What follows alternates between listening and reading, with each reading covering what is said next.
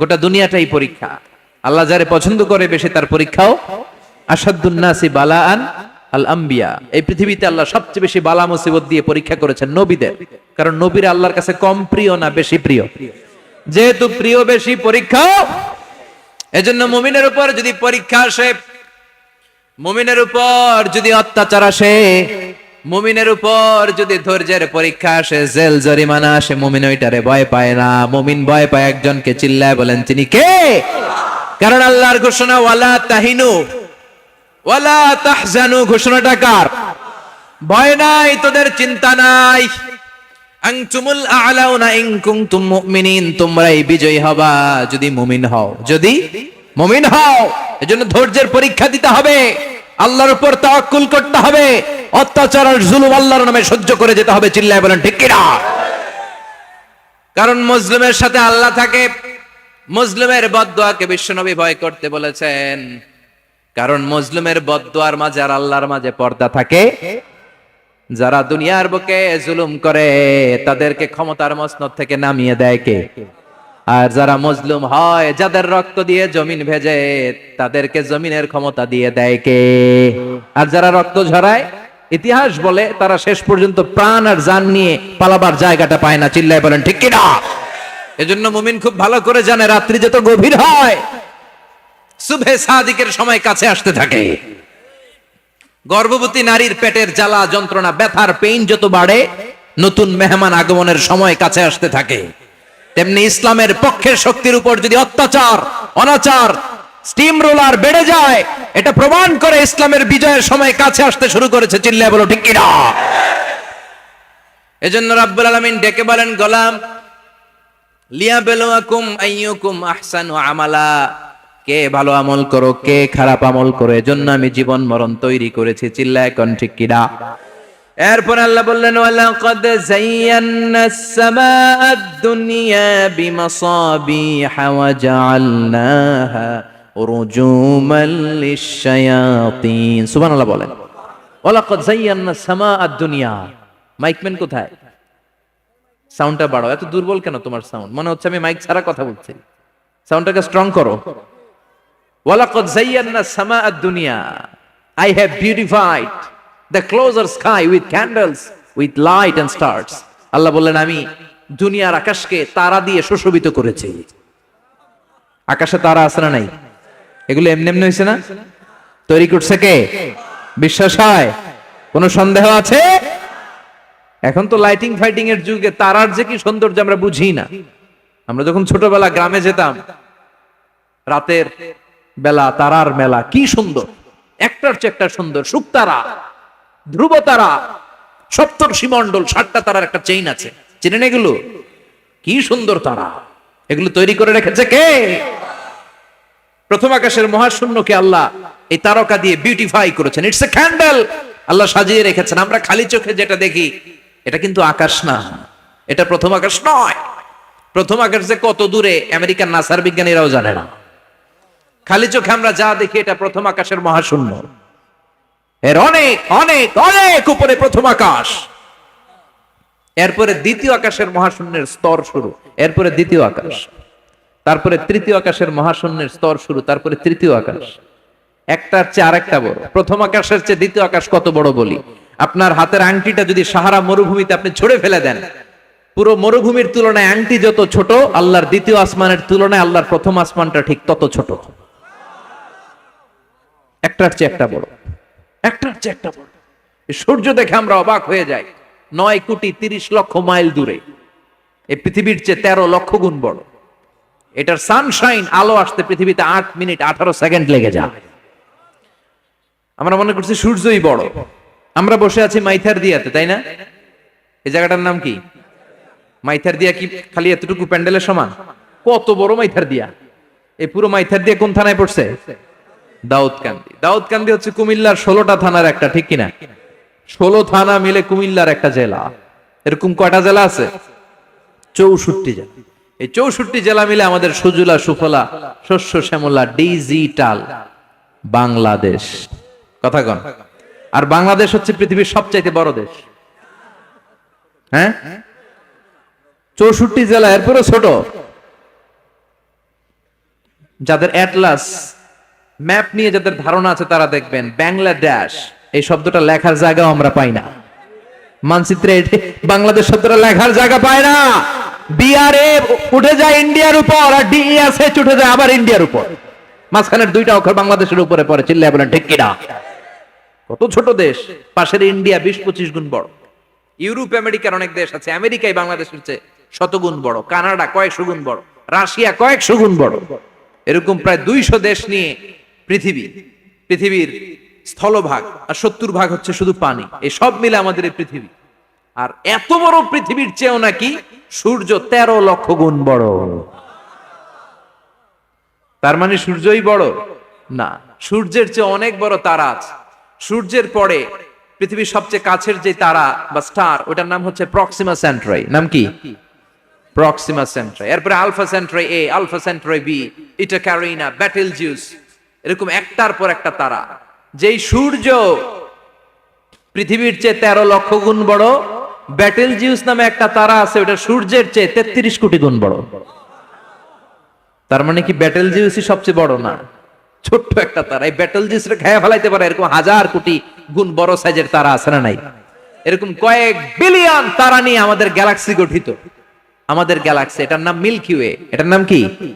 আমাদের গ্যালাক্সি। এই গ্যালাক্সিতে আমাদের অবস্থান। এরকম কত হাজার কোটি গ্যালাক্সি আছে আমেরিকার নাসার বিজ্ঞানীরাও জানে না। আমাদের গ্যালাক্সির সবচেয়ে কাছের যে গ্যালাক্সি, ওই গ্যালাক্সিটার নাম হচ্ছে অ্যান্ড্রোমেডা। কি নাম? অ্যান্ড্রোমেডা। আমাদের গ্যালাক্সি থেকে কেউ যদি কাছের গ্যালাক্সি অ্যান্ড্রোমেডাতে যেতে চায়, তার 2.5 মিলিয়ন লাইট ইয়ার্স সময় লেগে যাবে। কথাটা কঠিন হয়ে গেছে, আমি ভেঙে বলি, তারপরে সুবহানাল্লাহ কইবেন। আমাদের গ্যালাক্সির নাম মিল্কি ওয়ে। মিল্কি ওয়ে থেকে যদি কেউ অ্যান্ড্রোমেডাতে যেতে যায়, কত সময় লাগবে? 2.5 million light year. Light year মানে আলোকবর্ষ।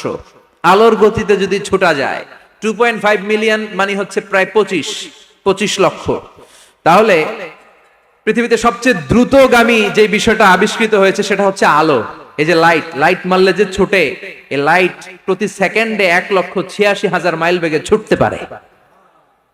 1 মিনিটে না,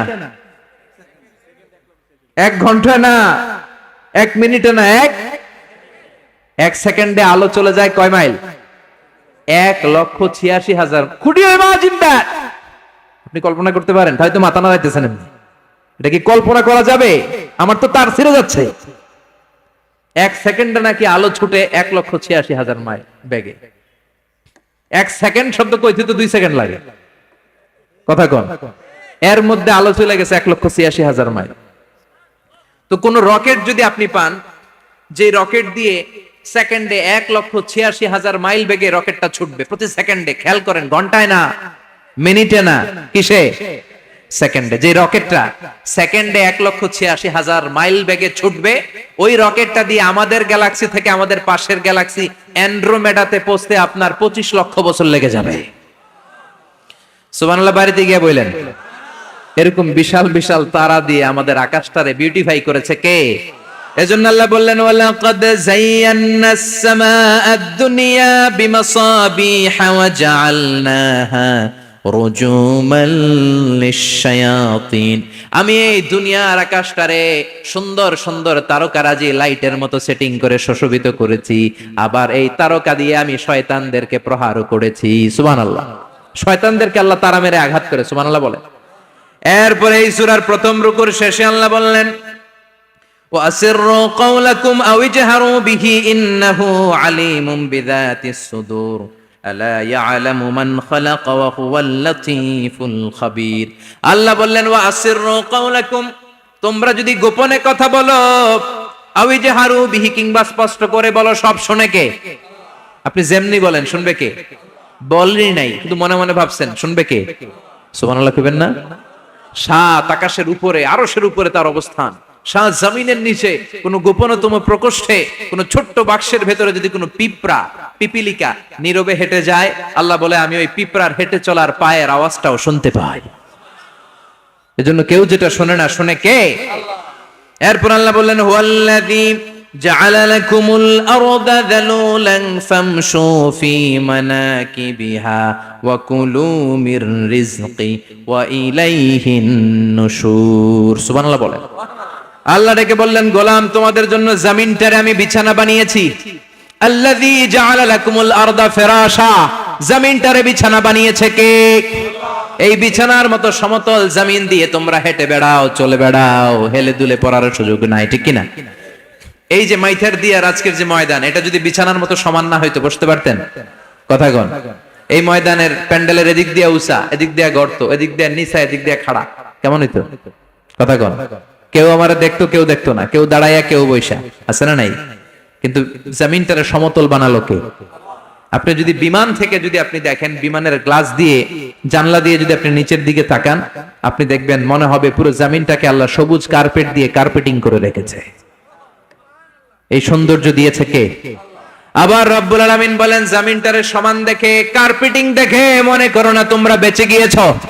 আমার দেয়া বিধান আমার জমিনে যদি কায়েম করতে না পারো, এই কার্পেটিং করা জমিনের ভেতরে আযাব আছে না নাই? এই পুরো জমিনের ভেতরে আছে আগুন আর আগুন। আগ্নেয়গিরির অগ্নুৎপাত জ্বালামুখে বিস্ফোরণ করে দিয়ে গোটা বিশ্বটারে মুহূর্তে মেসাকার করে দিতে পারে কে? এজন্য আল্লাহ ডেকে বললেন, গোলাম আমিনতুম মান ফিস সামাই আন ইয়াখসিফা বিকুমুল আরদা ফাইযা হিয়া তামুর, তোমরা কি ভেবেছো নাকি বেঁচে যাবা? আমি চাইলেই পুরো জমিনটারে কাঁপিয়ে দিতে পারি। আইয়াখসিফা বিকুমুল আরদ, খাসাফ মানে ল্যান্ডস্লাইড। খাসাফ মানে কি? ল্যান্ডস্লাইড, ভূমিধস, ভূকম্পন, আর্থকোয়েক, আছে না নাই? বাংলাদেশে তো ভূমিকম্প হয় না, না? টের পাইছেন? মাঝে মাঝে মাঝরাতে হয় না? 3টার দিকে নিজেই দৌড় দিব না, বাচ্চারা লইয়া দৌড় দিব, লুঙ্গি পইরা দৌড় দিব না, লুঙ্গি ছাড়া দৌড়ামু, কথা কম। এই ভূমিকম্প আছে না নাই? আল্লাহ বলে, মনে করো না জমিনটা সমতল, কার্পেটিং করে দিয়েছি, এই কার্পেটিং এর ভিতরেও আগুনের দলা আছে না নাই? আবার আল্লাহ বললেন, আমিনতুম মান ফিস সামাই আন ইউরসিলা আলাইকুম হাসিবা, নিচে যেমনি কার্পেটিং করা জমিনের ভেতরে অগ্নুৎপাত রেখে দিয়েছি, মাথার উপর থেকে আযাব দেওয়ার সুযোগ আছে না নাই?